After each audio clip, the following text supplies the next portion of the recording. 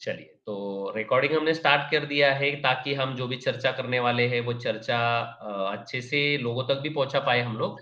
तो कहने का मतलब ये है कि डीएमआईटी जो चीज़ है, ये अगर सच में लोगों को समझानी है तो पहले हमें समझना पड़ेगा। हम अगर इस विषय को डीप में जाकर नहीं समझेंगे तो फिर लोगों को समझाना थोड़ा मुश्किल हो जाता है। और रही बात लोगों की विश्वास करने की, तो मैंने पहले जैसे बताया आप लोगों को कि यहाँ पर विश्वास का कोई ज़रूरी नहीं होता है, बस उस व्यक्ति को इसका टेक्निकल समझ हमें देना है। क्योंकि ये पूरा साइंस है, ये कोई बुआबाजी नहीं है, ये कोई बाबाबाजी नहीं है, उनको हम कोई उनका भविष्यवाणी नहीं बताते हैं। हम क्या करते हैं, मैं आप लोगों को एक छोटे से उदाहरण के माध्यम से समझाता हूँ ताकि आप लोगों को ज़रा जल्दी समझ में आए। मेरी अगर स्क्रीन दिख रही है आप लोगों को तो यहाँ पर थोड़ा-सा आपको क्लियर होगा थोड़ा-सा, लेकिन मैं उसके पहले आप लोगों को कुछ महत्वपूर्ण बातें बताता हूँ। चर्चा ही करते हैं पहले, तो चर्चा में से ही ये बातें ज़रा अच्छे से समझ में आएगी हम लोगों को। तो सबसे पहले मैं आप लोगों से ही पूछना चाहूँगा कि मान के चलिए 4 धातु है धातु, या 4 चीज़ें हैं, जैसे कि एक धातु मैं बोलता हूँ सोना है, दूसरा दूसरा धातु मैं बोलूँगा चाँदी है, तीसरा लोहा है और चौथा मिट्टी है। तो मैं आप लोगों से सवाल पूछता हूँ कि इसमें से सबसे मूल्यवान कौन-सा है? कौन बताना चाहेगा ज़रा इस डिस्कस में शामिल होइए क्योंकि मैं बहुत आसान-आसान सवाल पूछ रहा हूँ, तो मुझे लगता है इसका जवाब तो सबको आता ही होगा कि अ, सोना है, चाँदी है, तो लोहा है और मिट्टी है। इसमें से सबसे महँगी चीज़ या सबसे मौल्यवान चीज़, महँगी नहीं कहूँगा, मौल्यवान चीज़ कौन-सी है आपके हिसाब से? मौल्यवान मिट्टी है और महँगी सोना है। बहुत बढ़िया, बहुत बढ़िया। सुचिता सुचिता बोर्डे दीदी, आपको क्या लगता है, कौन-सी मौल्यवान चीज़ आप मानते हो इसमें? मौल्यवान सोना जी। ओके, दीदी के हिसाब से मौल्यवान जो है वो सोना है। और कौन मिट्टी बताना पण चाहेगा? यज्ञश्री दीदी क्या मिट्टी असू लगता है? शकते. आपको क्या लगता है? मिट्टी पण असू शकते कारण मिट्टीमध्ये माती आहे. यज्ञश्री दीदी आपको क्या लगता है? सोना, चांदी, लोहा, मिट्टी क्या मौल्यवान है? मौल्यवान सर मिट्टी है और सॉरी सोना ये बहुत महंगा है, मौल्यवान है, लेकिन मिट्टी जो है ये बहुत उपयोगी है। ओके दीदी, यानी कि जैसे नागनाथ सर ने यहाँ पर कहा मौल्यवान जो है वो मिट्टी है और महँगा जो है सोना है, ये भी आपका भी हाँ जवाब यही है। हाँ हाँ हाँ। Okay, okay, okay. देखिए, अगर हम लोग आम तौर पर ये सवाल किसी मतलब जनरल पूछेंगे, तो लोग बोलेंगे, "तुम्हारा दिमाग ठिकाने पर है क्या? तुम चाँदी, सोना, लोहा, मिट्टी ये 4 चीज़ें बता रहे हो और इसमें पूछ रहे हो कौन-सी मौल्यवान है?" तो ज़ाहिर-सी बात है, लोग बोलेंगे कि सोना ही मौल्यवान है, मिट्टी को कौन खाता है? लोहा मतलब क्या है? ₹100 किलो है। लेकिन मैं आपको जानकारी के लिए बता दूँ या फिर इसको आप थोड़ा-सा सही एंगल से देखिए। तब आपको पता चलेगा कि सिंपल बात बताता हूँ मैं। मैं कहूँगा कि सोने की कीमत जितनी है, हाँ, पैसा छोड़ दीजिए, मैं मौल्य की बात कर रहा हूँ, मूल्य की बात कर रहा हूँ, मैं पैसे की बात नहीं कर रहा हूँ, महँगाई की बात नहीं कर रहा हूँ। सोने का जितना महत्व है, उतना ही महत्व लोहे का भी है। लोहे का जितना महत्व है, उतना ही सोने का ही है। इसमें कोई दो राय नहीं है। अब मैं आप लोगों को पूछना चाहूँगा या फिर सिंपल आप लॉजिक लगाइए थोड़ा-सा। मिट्टी महँगी है या सस्ती है, ये मत जाइए, मौल्यवान की बात करूँगा मैं यहाँ पर। मान के चलिए आप लोगों को अगर पौधा लगाना है और उसमें से गेहूँ उगाना है, चावल उगाना है, आप लोगों को खाने की चीज़ें उगानी है, तो क्या ये सोने में उग सकती है? मैं एक बहुत आसान उदाहरण देता हूँ आप लोगों को, बहुत जल्दी आप लोगों को समझ में आ जाएगा मेरे सवाल का जवाब। सिंपल बात है, मान के चलिए कि आपके घर आप एक गाँव में रहते हैं, गाँव में। 1000 लोगों का गाँव है और उस गाँव में अकाल पड़ गया। खाने के लिए कुछ नहीं है, कुछ नहीं है। एक घर है, उस घर में 10 बोरी ज्वारी, गेहूँ, अनाज पड़ा हुआ है। अगर 1000 है तो वहां पर 200 घर है, हम ऐसा मान के चलते हैं और 200 घरों में से 190 घरों में सोना पड़ा हुआ है 10-10 क्विंटल, और एक घर गरीब आदमी का था तो उसके घर में 10 क्विंटल ज्वार या गेहूँ या चावल या दाल खाने के लिए पड़ा हुआ है। तो अब मुझे आप बताइए, सबके पास 10-10 क्विंटल है, लेकिन एक के पास खाने की चीज़ें हैं और बाकियों के पास सोना, चांदी है। तो अब कौन अमीर हुआ उस गाँव में, ज़रा बताएँगे प्लीज़ आप? अनाज वाला। साथियों, अगर कुछ चीज़ें हमें समझ में आए ना, तो मैं आप लोगों को ईमानदारी से बताऊँ कि हर चीज़ का मोल है। जब हमारे पास सब चीज़ें प्रचुर मात्रा में है ना, तो सोना जिसके पास 1 टन है, वो बंदा सबसे अमीर हो सकता है। लेकिन जब खाने की बात अगर आई और किसी के पास अगर खाना नहीं है, तो सोना तो खा नहीं सकते ना। क्या करेंगे उसको? उसको देख-देख के मरना ही पड़ेगा। लेकिन जिसके पास 10 क्विंटल सोना होगा, अगले बारिश तक अगर वो उसको सॉरी 10 क्विंटल अगर धान है या फिर अनाज है, तो वो अगले बारिश तक या 2 साल तक वो ज़िंदा रहकर बारिश का इंतज़ार करके अपने परिवार को बचा सकता है। वैसे ही मिट्टी का मैं बता रहा था आप लोगों को, मिट्टी जो है ना, वो सोने से भी मूल्यवान है, क्योंकि उसमें क्या उगता है, वो चीज़ उगती है जिससे हम ज़िंदा रह सकें। सोना कुछ काम का नहीं है। हाँ, सोना बस शान-ओ-शौकत और पैसों के बारे में है। सोना अपनी जगह पर है, मिट्टी अपनी जगह पर है। दूसरा, अब लोहे की बात करूँ मैं। लोहा कितना अनमोल है, मैं इसका भी थोड़ा-सा उदाहरण आप लोगों को दूँ। मान के चलिए आपको घर बनाना है, तो सोना काम में आएगा क्या? नहीं आएगा। आपको अगर मान के चलिए कोई कार बनानी है तो सोना काम में आएगा क्या? नहीं आएगा। आपको अगर कोई बाइक बनानी है तो सोना काम में आएगा क्या? नहीं आएगा। आपके घर में जहाँ-जहाँ जो-जो चीज़ें लोहे से बनती है, वो सोने से कभी भी नहीं बन सकती। यानी कि सोना भी उतना ही मूल्यवान है, जितना लोहा है, जितना मिट्टी है, जितनी चांदी है, और मिट्टी उतनी ही मतलब मूल्यवान है जितना सोना है। कोई चीज़ कभी कम या ज़्यादा नहीं हो सकती। बस ये जो है हमारे दिमाग में खेल खेला जाता है लोगों को कि भाई ये सस्ता है, ये महँगा है। लेकिन सच्चाई मूल्य की अगर मैं बात करूँ, मूल्य और कीमत ये दोनों चीज़ें बहुत अलग है, बहुत अलग है। तो मूल्य की अगर बात करूँ मैं, तो मूल्य में हर चीज़ का अपनी-अपनी जगह पर महत्व है। और साथियों, मैं आप लोगों को अभी कुछ महत्वपूर्ण बातें बताना चाहूँगा। वो बातें आप थोड़ा ध्यान से समझेंगे तो थोड़ा-सा आप लोगों को आसान होगा आज का टॉपिक समझने में।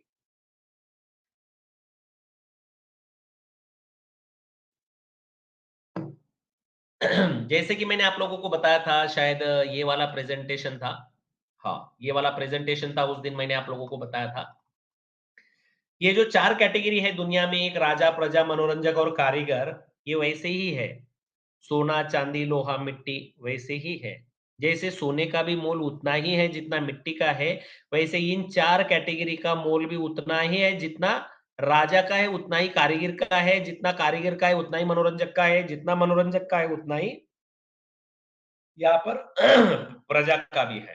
तो कहने का मतलब ये है साथियों कि आजकल मुझे दुःख इस बात का है, जैसे प्रज्वला दीदी ने कहा, जैसे यज्ञश्री दीदी ने कहा, यहाँ पर बोर्डे दीदी ने कहा कि उनको बहुत मतलब लोगों को बताने जाते हैं, लेकिन लोग सुन नहीं पाते हैं या लोग समझ नहीं पा रहे हैं। तो समझ क्यों नहीं पा रहे हैं, उसके पीछे का मैं रीज़न बताता हूँ आप लोगों को।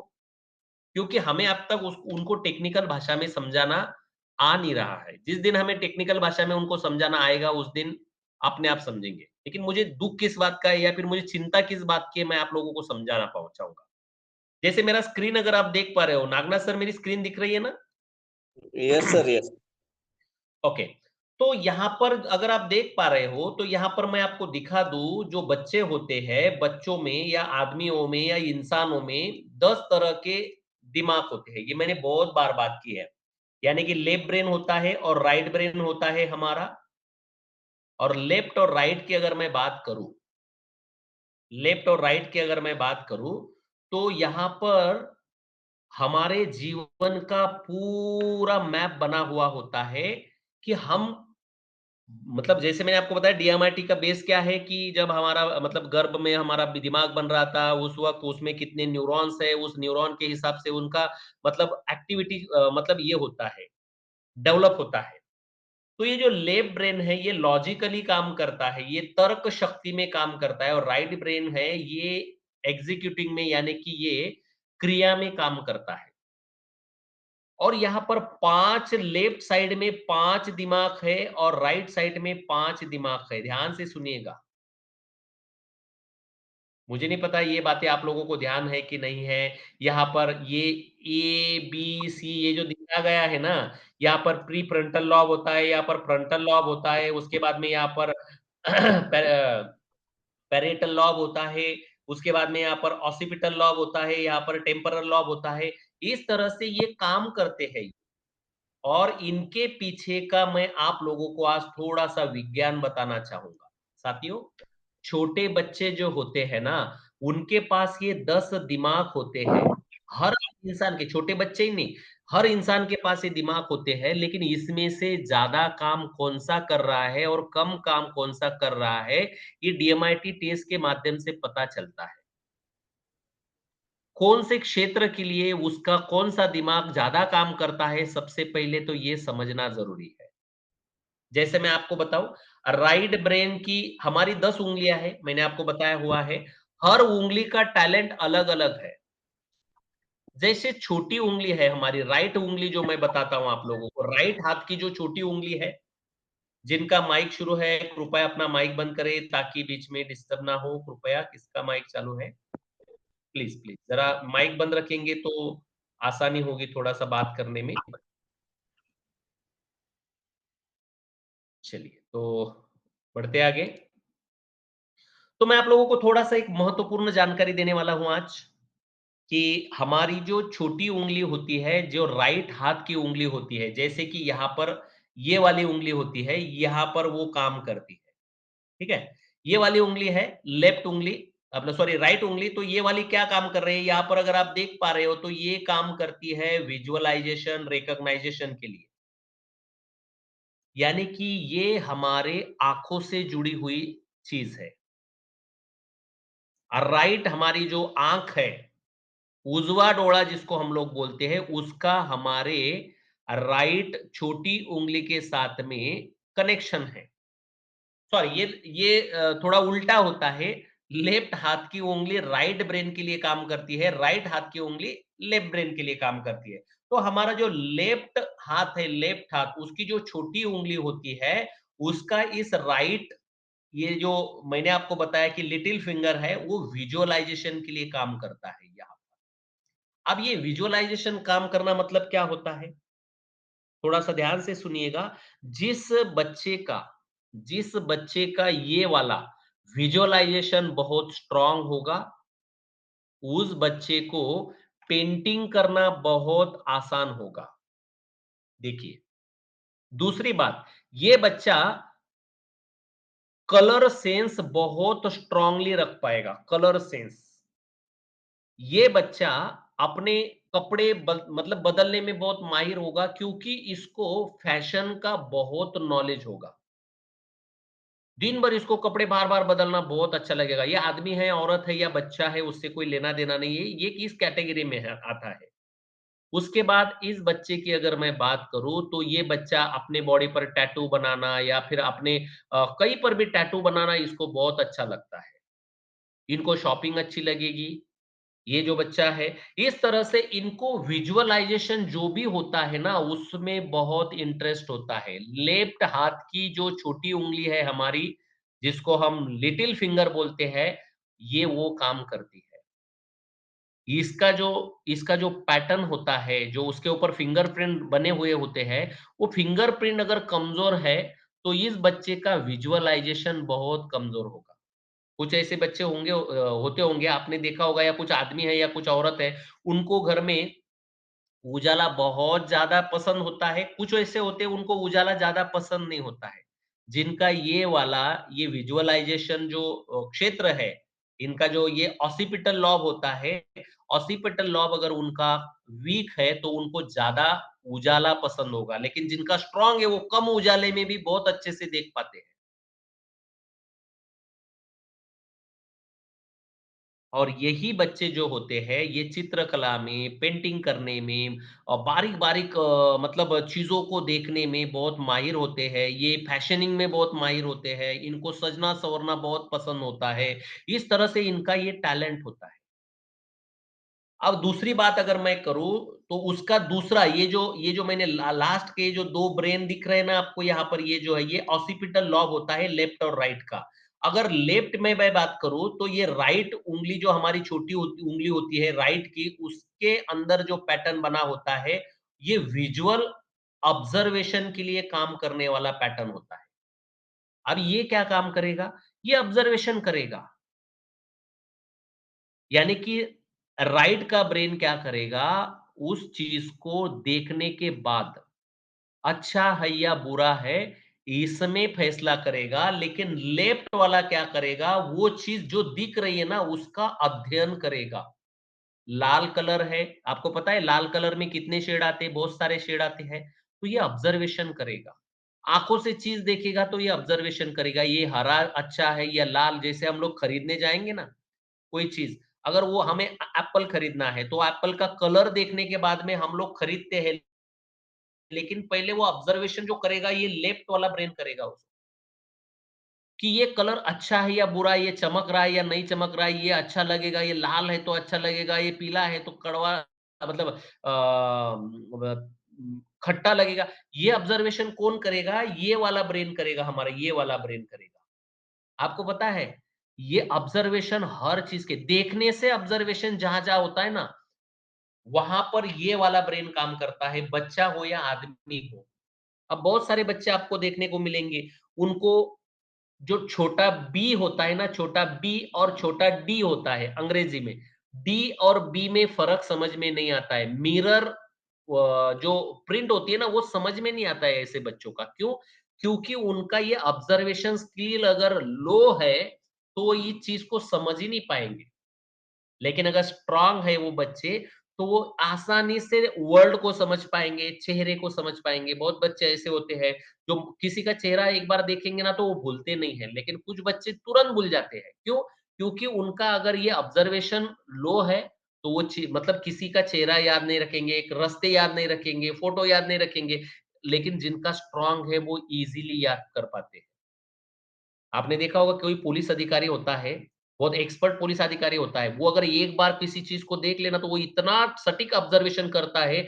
अगर मर्डर हुआ है तो कहाँ हुआ होगा, यहाँ पर ये चीज रखी हुई थी, यहाँ पर ये चीज रखी हुई थी। वो विजुअल ऑब्जर्वेशन जो होता है ना, वो यही से आता है, लेफ्ट ब्रेन के ऑसिपिटल लॉब से। और राइट ब्रेन के ऑसिपिटल लॉब से क्या आता है कि यहां से जो ऑब्जर्वेशन हुआ, लेफ्ट के साइड से जो ऑब्जर्वेशन हुआ, फिर उसका फाइनल जो डिसीजन होगा ये वाला करेगा, ये वाला। यहां पर ऑब्जर्वेशन होगा और यहां पर उसका फिर क्रिया होगी उसके ऊपर। अच्छी है तो उसके ऊपर क्रिया होगी, बुरी है तो उसको छोड़ दिया जाएगा। ये हमारा ऑसिपिटल लॉब। अब जो छोटे बच्चे स्कूल में जा रहे हैं, अगर उनका ये ऑसिपिटल लॉब लो है, तो वो बच्चे अच्छे से चित्रकला नहीं कर पाएँगे, अच्छे से ऑब्जर्वेशन नहीं कर पाएँगे, आँखों से कोई भी चीज़ का वो अच्छे से अध्ययन नहीं कर पाएँगे। ऐसी बहुत सारी प्रॉब्लम्स उन बच्चों में आती है। अब ये पता कैसे चलेगा? टेस्ट करेंगे तो पता चलेगा ना। टेस्ट नहीं करेंगे तो पता ही नहीं चलेगा माँ-बाप को। फिर ऐसे बहुत सारे माँ-बाप होते हैं, वो बोलते हैं कि यार मेरे बेटा चित्रकला में बेवकूफ़ है, उसको समझ में नहीं आता है साला। उसको पेड़ का चित्र बनाने के लिए भेजेंगे तो वो साला पीला कलर दे देता है। क्यों? क्योंकि उसका ये ऑब्जर्वेशन स्किल और ये विजुअलाइज़ेशन, उसके जो ऑक्सीपिटल लॉब है वो सही नहीं है। हाँ, ये माँ-बाप अगर उसको पता ही नहीं करेंगे, तो वो बच्चा क्या कर पाएगा बेचारा? और माँ-बाप को अपेक्षा होती है कि इसने ये करना चाहिए। नहीं, उसका ब्रेन अगर उस चीज़ को एक्सेप्ट नहीं कर रहा है, क्योंकि उसमें वो फंक्शन ही नहीं है ना। आप ब्लैक एंड व्हाइट मोबाइल को अगर कलर फोटो निकालने में जाएँगे, तो क्या ये पॉसिबल होगा? नहीं होगा। पर ये पता कैसे चलेगा? जब टेस्ट करेंगे तो पता चलेगा। उसके बाद में मैं आगे आता हूँ यहाँ पर, ये वाला जो लॉब है हमारा, ये राइट ब्रेन का, ये लॉब होता है हमारा टेम्परल लॉब। उसमें ये लेफ्ट ब्रेन है टेम्परल लॉब का हिस्सा, और ये राइट ब्रेन है टेम्परल लॉब लॉब का हिस्सा। अब इसमें राइट में क्या क्या होता है, ये साउंड के लिए काम करता है, तो सिर्फ साउंड के लिए काम नहीं करता है। ध्यान से सुनिए, इनमें इमोशन भी बहुत ज़्यादा होते हैं। इमोशनली अटैचमेंट जिस व्यक्ति का होता है, उसका ये जो राइट में मैंने आपको बताया ये वाला, ये आपकी जो रिंग फिंगर है, लेफ्ट हाथ की रिंग फिंगर जो होती है, ये इस लॉब के लिए काम करती है। ये राइट हाथ की रिंग फिंगर होती है, इसके लिए काम करती है। अब साउंड, जिस व्यक्ति को साउंड गाना बहुत पसंद है, तो उस व्यक्ति का ये वाला जो लॉब मैंने आप लोगों को बताया। कुछ बच्चे ऐसे होते हैं जिनको गाने बहुत पसंद होते हैं, टीवी बहुत पसंद होता है, उन बच्चों को कविता बहुत अच्छी लगती है, उनको नाचना बहुत अच्छा लगता है, उनको ये सब चीज़ें, यानी कि गाना लगने के बाद में उनको सुनना या गाना बहुत अच्छा लगता है। लेकिन ये वाला लॉब जो है सिर्फ़ गाने के लिए काम नहीं करता है, ये वाला लॉब जो होता है, ये भावनाओं के लिए भी काम करता है, इमोशन के लिए भी काम करता है। अगर वो उसका ये स्ट्रॉन्ग है तो वो बहुत भावनिक होगा, बहुत इमोशनल होगा। किसी व्यक्ति के साथ में थोड़ा-सा भी अगर किसी को दुःख दिख गया तो इसके आँखों से आँसू आ जाते हैं। होते हैं ना कुछ लोग, बहुत सारे होते हैं, उनका सामने वाले व्यक्ति का दुःख नहीं देखा जाता है। अगर उनका ये वाला लॉब बहुत स्ट्रॉन्ग है, म्यूज़िक व्यूज़िक तो कर ही लेंगे, म्यूज़िक में तो वो अच्छे होंगे ही होंगे, लेकिन वो भावनिक भी बहुत ज़्यादा होंगे, इमोशनल होंगे, किसी का मन नहीं दुखाएँगे, किसी को बुरा नहीं बोलेंगे, किसी के साथ में झगड़ा करना उनको पसंद नहीं होगा, थोड़ी-थोड़ी बातों पर उनको दुःख होगा, मदद करना बहुत जानते हैं, बहुत बहुत अच्छे से मतलब लोगों को कैरी करना ये बहुत जानते हैं। कब? जब उनका ये वाला पार्ट स्ट्रॉन्ग होगा तब, वीक होगा तो ये लोग संगीत सुनना ज़्यादा पसंद नहीं करेंगे, ये लोगों के साथ में कनेक्ट नहीं रहेंगे, लोगों के साथ में भावना नहीं रहेगी इनकी। इस तरह से बहुत सारी चीज़ें, टीचर को ये मानेंगे नहीं, टीचर बोलेगी तो सुनेंगे नहीं। इस तरह से इनका ये वाला लॉब अगर एक्टिव है, तो इस तरह से काम होता है। वही अपोज़िट साइड में अगर उनका ये लॉब अगर देखा जाए, रिंग फिंगर में राइट के रिंग फिंगर हम लोग अगर देखते हैं, तो यहाँ पर ये लिंग्विस्टिक के लिए काम करता है।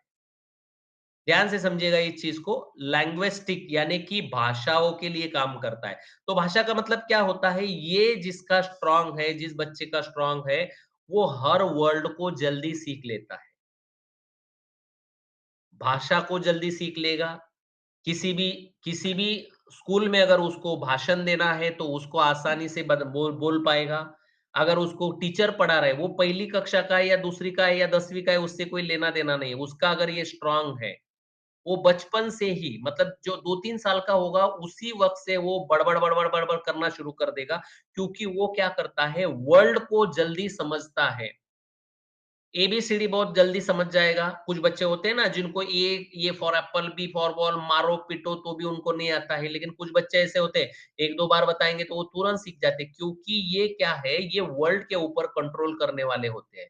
जिस बच्चे का ये वाला लॉब एक्टिव है, इसको बोला जाता है टेम्परल लॉब, तो वो बच्चे तुरंत किसी भी भाषा को सीख जाते हैं, किसी भी वर्ड को वो तुरंत ऑब्जर्वेशन कर सकते हैं। वर्ल्ड के जो शब्द होते हैं, शब्दों को जल्दी समझने की कला यहीं से आती है। और ऐसे ही लोग बातें करने में बहुत माहिर हो सकते हैं। लेकिन ये पता कब चलेगा? जब टेस्ट करेंगे तब पता चलेगा ना। कुछ लोगों का देखिए, कुछ माँ-बाप ऐसे कंप्लेंट करते हुए देखते हैं हम लोग कि वो क्या करते हैं, यार मेरा बेटा बात नहीं करता है, होशियार बहुत है स्कूल में, स्टडी बहुत करता है लेकिन बात नहीं कर पाता है। और वो फिर क्या करते हैं, उनको क्लासेस लगाते हैं। बात करने के लिए क्लासेस लगाएँगे, उनको भाषा सिखाने के लिए क्लासेस लगाएँगे। लेकिन उनका अगर ये पार्ट वीक है, तो वो बात करना उसको कठिन हो सकता है। साथियों, प्रॉब्लम यही है। मैं आप लोगों को बहुत ईज़ी भाषा में बताता हूँ। यहाँ पर जो 10 लॉब दिए गए हैं ना, ये जो 10 लॉब, इधर 5 लॉब और इधर 5 लॉब जो दिए गए हैं ना, ये 5 लॉब कैसे होते हैं ओपन, ऐसे होते हैं। ये देखिए, अगर मैं ब्रेन का टेस्ट जब होता है ना डीएमआईटी में, तो इस तरह से ये ओपन होते हैं और यहाँ पर पता चलता है कौन से लॉब में कितना उसका पोटेंशियल है।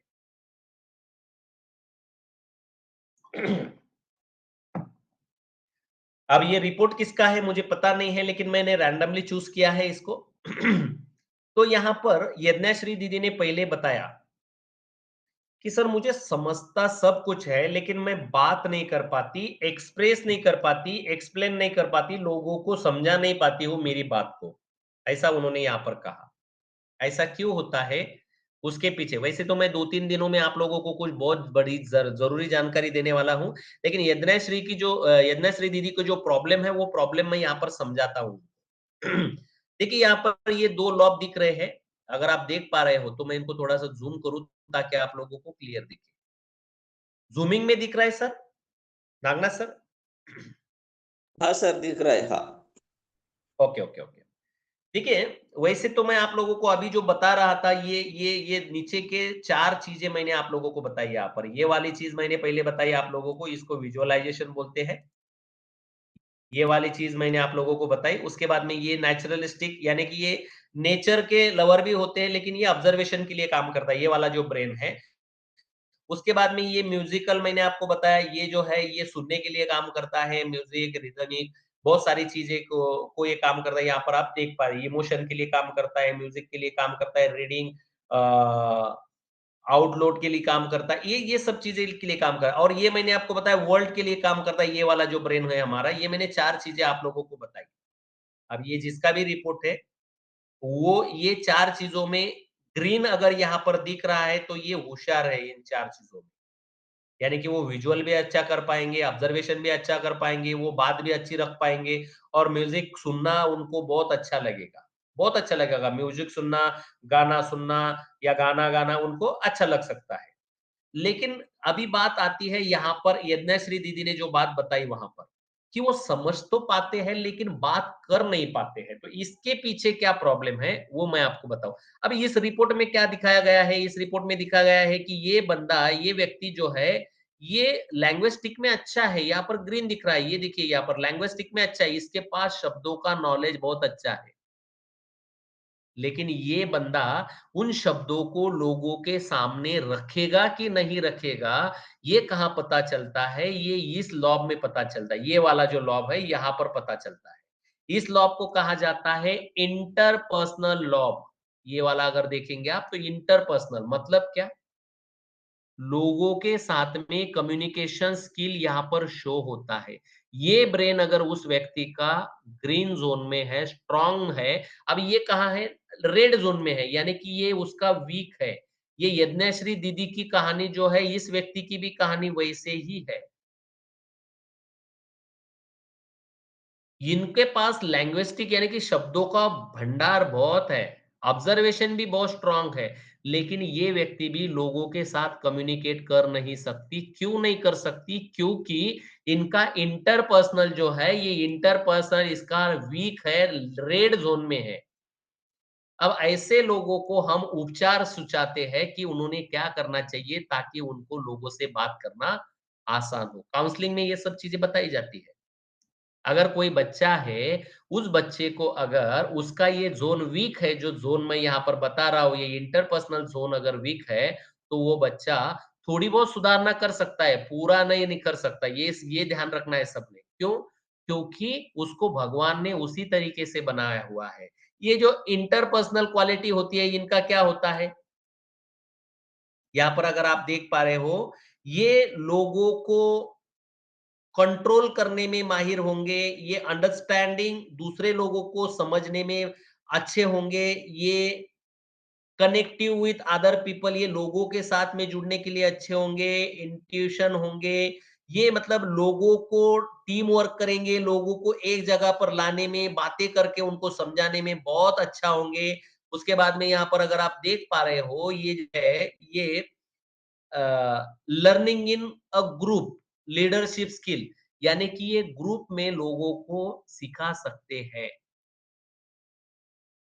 कौन लोग जिनका यहाँ पर ये जो दिख रहा है आपको इंटरपर्सनल यहाँ पर जो है, ये अगर उनका ग्रीन जोन में है, यहाँ पर ये जो टक्केवारी दिख रही है, परसेंटेज दिख रहे हैं, ये 10%, 11%, 12%, जैसे यहाँ पर इनका ये 14% है ना, वैसे यहाँ पर अगर ये 10 से ज्यादा है तो ये लोगों से कनेक्ट हो पाएंगे। लेकिन जिनका 7% है, 6% है, 9% से कम है तो वो वीक है, और 6% से कम है तो बहुत वीक है।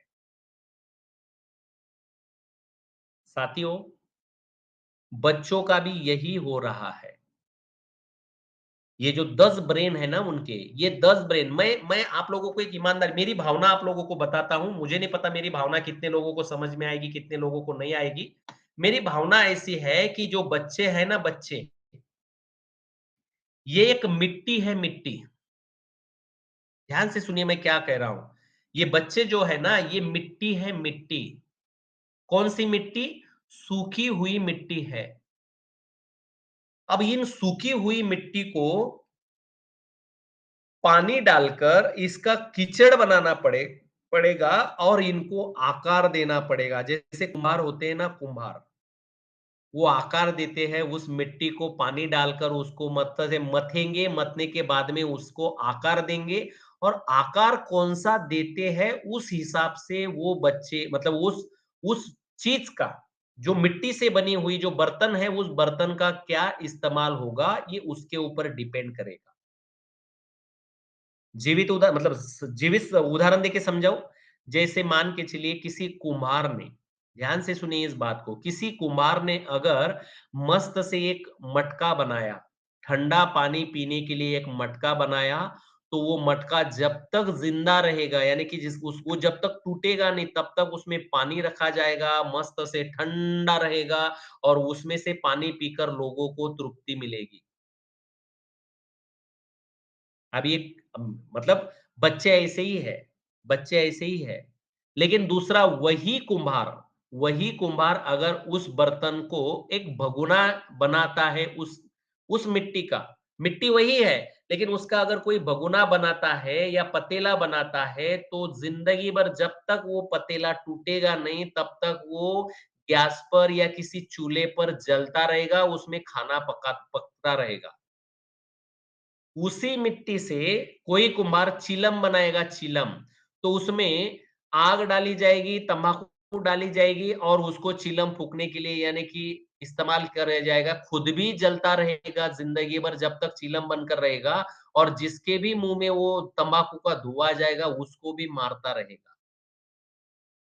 यानी कि ठंडे पानी का अगर मटका बनता है तो लोगों को जिंदगी देगा, और चिलम बनता है तो लोगों को मौत देगा। लेकिन है मिट्टी ही, ध्यान से सुनिए, और बनाने वाला कुम्हार ही है।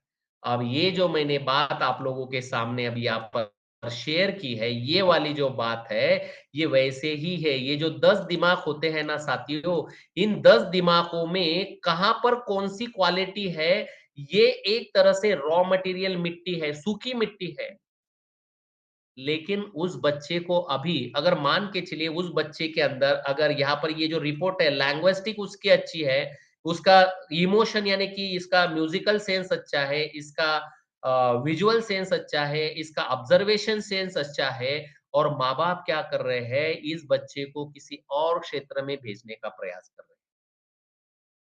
यानी कि ये कच्ची मिट्टी थी, इस मिट्टी को अगर जानकर, परख कर इसका मटका बनेगा कि इसकी चिलम बनेगी, इसका भगोना बनेगा, एग्ज़ैक्टली पता करके अगर वो माँ-बाप उस बच्चे को सही दिशा देंगे, तो वो ज़िंदगी भर खुद भी शांति से जिएगा और दूसरे को भी जीवन देगा।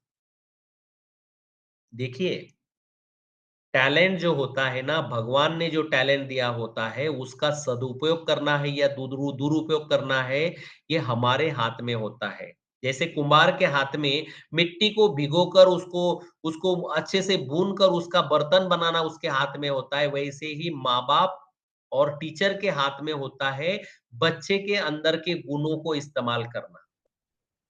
अगर कोई बच्चा बहुत होशियार है, हो सकता है वो बहुत बड़ा क्रिमिनल या बहुत बड़ा हैकर या बहुत बड़ा आतंकवादी भी बन सकता है। आपकी जानकारी के लिए बता दूं, दुनिया में जितने भी आतंकवादी बने हैं ना, ये सब आईटी रिटर्न होते हैं, आईटी में ग्रेजुएट इंजीनियर होते हैं, ये बॉम्ब बनाने में माहिर होते हैं, हथियार बनाने में माहिर होते हैं, ये कंप्यूटर चलाने में माहिर होते हैं। यानी कि टैलेंट का उपयोग, जैसे मैंने आपको बताया कि बनाने वाले कारीगर ने, बनाने वाले जो कुम्हार था, उसने उस चीज का, उस मिट्टी का बनाया क्या? ये तो गीली मिट्टी है ना, ये बच्चे क्या है? ये मिट्टी है। इसमें से जो भी बनाया जाएगा वो कुम्हार के ऊपर डिपेंड करेगा। कुम्हार को पता होना चाहिए कि ये मिट्टी का मटका बनेगा कि चिलम बनेगी। पता ही नहीं रहेगा। माँ-बाप, सही कुम्हार तो पहले जो कारीगर है बच्चे के, वो माँ-बाप ही है। वो माँ-बाप से ही सीख रहा है। माँ-बाप जैसे बनाएँगे, बनाना चाहेंगे, वैसा वो बच्चा बनना पसंद करेगा।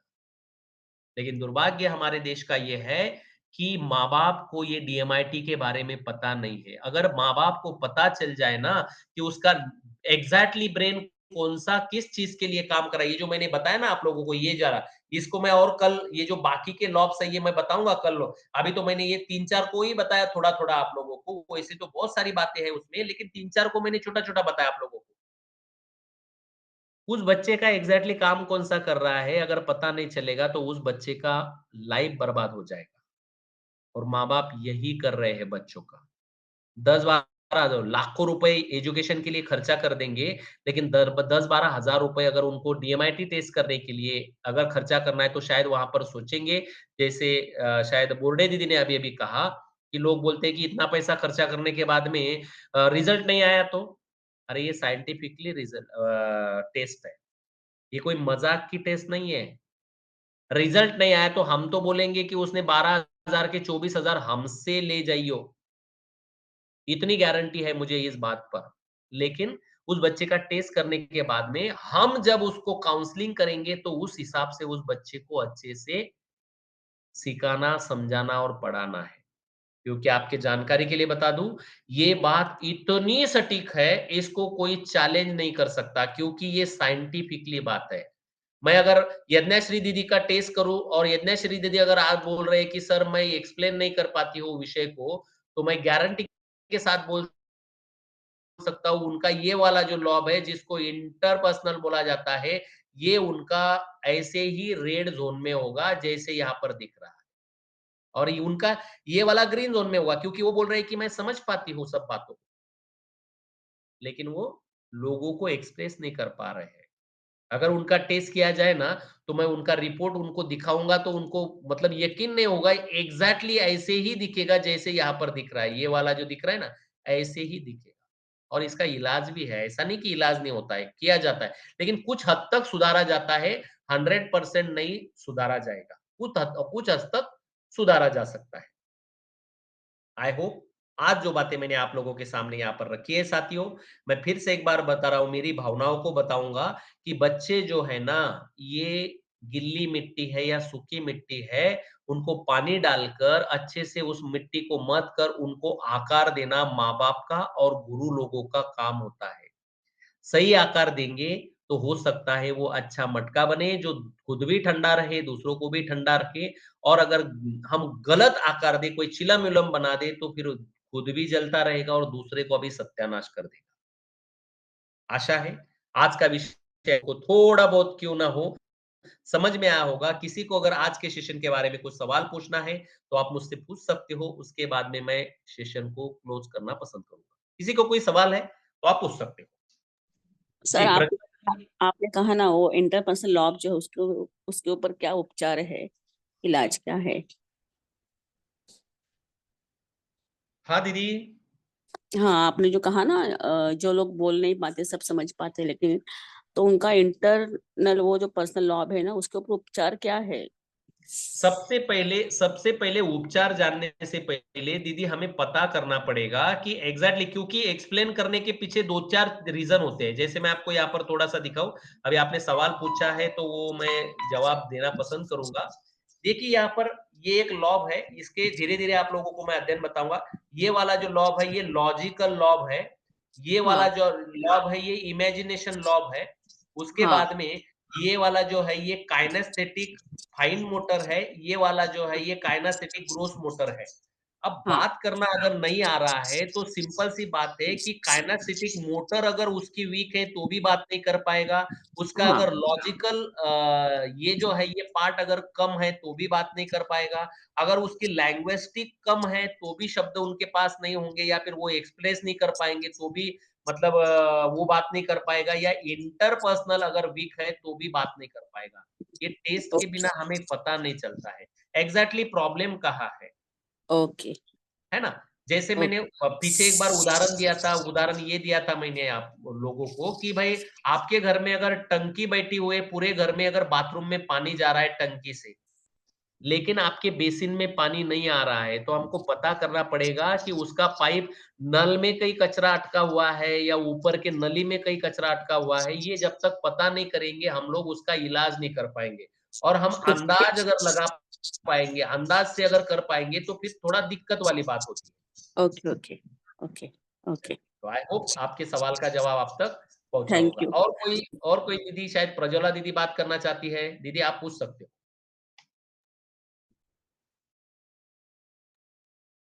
हाँ Prajwala sir, good morning. Good morning, good हाँ मॉर्निंग। हाँ हाँ। तो मेरा सवाल ये था कि जैसे सीओ की आपका इंफॉर्मेशन कैसे दे, कैसे वो मान सकते हैं, ऐसा कुछ बता सकते हैं? जैसे अपन शिविर अरेंज कर सकते हैं, यानी 10th के जो बच्चे रहते हैं, 10th क्लास के अभी पास आउट होंगे, उनके लिए तो ये बहुत ज्यादा है, ये टेस्ट अच्छी है ना? हाँ, उनके लिए मतलब वैसे तो सबके लिए ही अच्छी है, लेकिन उनको अभी ज़रूरत किस चीज़ की है, अगर वो 10th हाँ में हाँ है, अभी अगर वो 10th में थोड़ी-सी अपनी खुद की स्ट्रेंथ और वीकनेस समझ ले, अभी समझ ले हाँ तो वो लास्ट मतलब उनकी जो एग्ज़ाम होने वाली है फाइनल एग्ज़ाम, उसमें वो कुछ अच्छा कर पाएँगे, सबसे पहली बात। हाँ। ये ग्रामीण एरिया में पेरेंट्स कैसे कैसे छोटे छोटे बच्चों को इतना वैल्यू देते टेस्ट के बारे में, नहीं देते। वो 10th में है, अभी उनको कौन से फैकल्टी में डालना है, तो ये सीरियस होने के बाद रहता है ना उनके माइंड में। जी, तो जी, ये जी। टेस्ट करवाने के लिए अपन उनको उनकी तरह पास जा सकते, ये मैसेज अगर पहुंचा सकते, उसके लिए सीओ साहब से क्या बोलना पड़ेगा, क्या परमिशन लेनी पड़ेगी आपके बारे में? हाँ, उनको उनको ये बोलना है कि सर डीएमआईटी नाम का एक बहुत बड़ा टेस्ट है, जो हाँ न्यूरोलॉजिकल साइंस पर आधारित है। बच्चों के ब्रेन का टेस्ट किया जाता है कि वो बच्चा एग्ज़ैक्टली कौन से क्षेत्र के लिए बना हुआ है, उसके क्योंकि वो अगर सीईओ बोल रहे हैं, आप तो थोड़े बहुत तो पढ़े होंगे वो, भले ही सीओ कॉपी साहब है ऑफिसर के सर, सीईओ क्लास बने टू होंगे ऑफिसर। लेकिन हाँ, लेकिन लेकिन फिर भी उनको थोड़ी ना इतना नॉलेज रहता है, वो क्या हाँ, नहीं, पढ़े नहीं, डिग्री ठीक है भी। ना। तो हाँ उनको अगर नॉ लेकिन वो पढ़े-लिखे हैं, तो उनको अगर आप बोलेंगे कि सर डीएमआईटी के बारे में थोड़ा गूगल पर जाकर आप सर्च करेंगे, तो आपको पता हाँ चल जाएगा कि बच्चों के वीकनेस क्या है और स्ट्रेंथ क्या है, उनके ब्रेन का टेस्ट करके पता किया जाता है। अगर वो टेस्ट किया जाए, कम शब्दों में अगर बताना है, अगर हम्म, उनका टेस्ट किया जाए, तो वो अपने जीवन में उनको काउंसलिंग करके बहुत बड़ा करियर बनाया जा सकता है। हम्म। तो तो थोड़ा-सा फिर ऑब्जर्वेशन आप थोड़ा अध्ययन आप गूगल पर जाकर कर सकते हैं, यूट्यूब पर जाकर कर सकते हैं, ऐसा आप उनको बोलेंगे तो वो समझ जाएँगे तुरंत। हाँ हाँ, वो अरेंज कर सकते हैं ना, वो जो आपने बोला था ना, पेरेंट्स की मीटिंग, है ना? हाँ, हाँ, सब हाँ। वो सीओ साहब की परमिशन से हो सकता है, ऐसा प्लान मेरे दिमाग में है, तो अभी और बताऊंगी और खुद को दूसरा दूसरा ये बात दूसरी एक बात और मैं बताता हूँ आप लोगों को, अगर आप उनको समझाना चाहते हो, तो दूसरी अब वो व्यक्ति कौन से के मतलब सोच वाला है, उसके ऊपर डिपेंड करता है। अगर वो बंदा इंट्रापर्सनल, इंटरपर्सनल थोड़ा-सा अच्छा है उसका और मैथमेटिक अगर उसका बहुत अच्छा है, तो उसको और एक भाषा में भी समझाया जा सकता है कि सर एक डीएमआईटी नाम का टेस्ट है। वो टेस्ट हम्म, अगर हम अपने जिले के लिए या तालुक तहसील के लिए अगर काम कर मतलब शुरू करेंगे, तो आप हम्म, लाख, 1.5 लाख रुपए ऊपर के ऊपर कमाई कर सकते हैं। अ, अगर वो व्यक्ति इंटर और इमेजिनेशन यानी कि उसका लॉजिक और मैथमेटिक अच्छा है तो, क्योंकि ऐसे लोग जो होते हैं ना थोड़े बिज़नेस माइंडेड लोग होते हैं। हम्म, हाँ, तो उसको अगर लाख रुपए महीने का ऊपर के ऊपर इनकम मिल रहा है, तो वो बोलेगा यार पगार के साथ-साथ अगर मुझे अच्छा इनकम मिल रहा है, तो मेरे बीवी का, बच्चे का मज़े मतलब थोड़ा-सा मैं कुछ अच्छा कर पाऊँगा। अगर वो ऐसा है, तो ऐसे भी बात उसके साथ कर सकते हैं, क्योंकि ऐसे लोग अभी देखिए वो रिश्वत भी तो खाते ही है ऐसे लोग, आपको पता हाँ, ही है, कुछ ना कुछ दो ऊपर तीन का खा परसेंट के मिलता ही सर उनको, हर हर यानी टेंडर जो पास करते हैं 2-3% तो रहता है उनका। हाँ, तो उनको बोलना है आपने कि सर अगर ये बात हम लोग लॉन्च बच्चों का भविष्य तो बनेगा ही बनेगा, लेकिन आपको 50,000 लाख रुपए महीने का इनकम वो संस्था से आपको अलग से मिलेगा। ऐसा अगर आप उनको बोलेंगे, तो वो आपको बहुत जल्दी मतलब वहाँ पर काम करने के लिए मदद कर सकते हैं दीदी। वो आपकी सोच वाले हैं इंसान, तो मैं बात करती हूँ उनसे, बिल्कुल, बिल्कुल, बिल्कुल। बात करके देखती हूँ। ट्राई करने और में क्या हर्ज है, नहीं क्या? बिल्कुल दीदी देखिए हमारा कर्तव्य जो है वो हमें करना है। मैंने आपको हाँ। पहले भी बताया है कि बच्चों का भविष्य इसी में है। अगर हम उस बच्चों को सही दिशा नहीं देंगे, अभी हमारे देश में जो मैंने पहले से बातें की है कि हमारे देश में 90% लोग क्यों नाकामयाब है, उसके पीछे का कारण यही है। तो हम सही अगर लोगों की टेस्ट करके सही दिशा देंगे तो वो 100% कामयाब होंगे। सर जैसे अभी उम्र हो चुकी है औरत ये 40 की, अब वो किसी के टेस्ट में निकला क्रिकेट, तो वो क्रिकेट की टेस्ट करवाई उस आदमी औरत ने, तो क्या वो उस दिशा में जा सकता है अभी इस उम्र में? क्रिकेट क्रिकेट या नहीं, नहीं, कौन नहीं, देखिए, देखिए, देखिए, एक समझ लीजिए आप, हाँ, क्रिकेट ऐसा वहाँ पर पर्टिकुलर क्रिकेट ही आएगा, ऐसा नहीं है, जैसे मैंने अभी हाँ, आपको दिखाया। ये जो क्रिकेट वाली बात आई है ना, ये वाली यहाँ से आती है, ये जो फाइन मोटर होता है, ये ग्रॉस मोटर होता है, यहाँ पर आती है। जिस व्यक्ति का ये ग्रॉस हाँ, मोटर यहाँ पर अगर ग्रीन ज़ोन है या 15%, 20% है, तो ये सिर्फ क्रिकेटर नहीं बनेगा। समझे मेरी हुँ, बात को? ये क्रिकेटर हाँ, नहीं हाँ, बनेगा, ये स्पोर्ट में माहिर होगा, ये बंदा एक्सर्शन बहुत अच्छा करेगा, ये योगा प्राणायाम बहुत अच्छा करेगा, इसको थकान महसूस नहीं होगी, ये डांसर भी बनेगा, यानी कि ये बहुत सारे फील्ड में काम कर सकता है। ये सिर्फ क्रिकेट में नहीं जाएगा। नहीं, नहीं, वो बच्चे नहीं है, बड़े हैं, आदमी औरत है, उन्होंने टेस्ट करवाई, आपने बोला ना किसी भी उम्र में टेस्ट कर सकते हैं, हाँ, हाँ, हाँ। है ना? हाँ, तो फिर वो उनकी फील्ड जो दिख रही अभी, जैसे किसी की सिंगिंग में है, तो इस उम्र में वो फील्ड को डेवलप कर सकता है क्या? वो स्किल को डेवलप कर सकता है क्या? हाँ, बिल्कुल कर सकता है, वो उस फील्ड को अभी देखिए सिंगिंग में अगर सिंगिंग का तो कोई उम्र नहीं है, आपको पता है वो ये कभी बीच में एक भिखारन बाई बेचारी भीख माँगती थी, उसको वो हिमेश रेशमिया ने इस हाँ, उम्र में उसको स्टार बना दिया था। हाँ, बराबर है। और रेणु रेणु मंडल, हाँ, हाँ, तो उसका नाम रेणु मुझे दे एग्ज़ैक्टली याद नहीं है, रेणु मंडल ऐसा कुछ तो था, हाँ।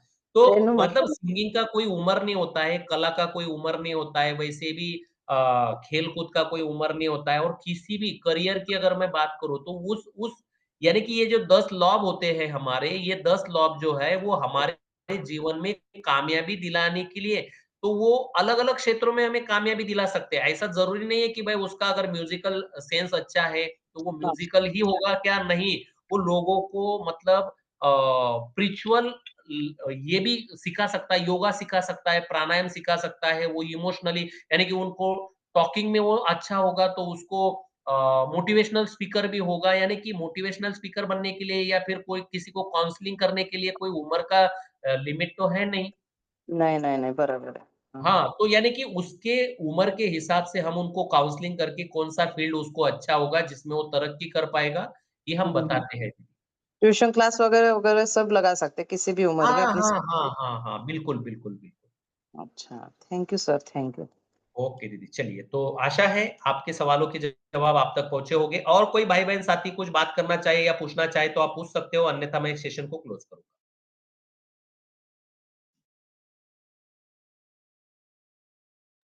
हेलो सर, आप वक्तृत्व क्लास लेते हैं क्या? आप चाहो तो दे ले सकता हूँ। मुझे अभी स्टार्ट करने हैं उन सब चीज़ों को क्योंकि बहुत सारे टीचर्स लोगों की भी डिमांड है कि सर हमें स्पीच देना सिखाइए। हाँ, हाँ, हाँ, तो शायद मुझे उसकी ज़रूरत है।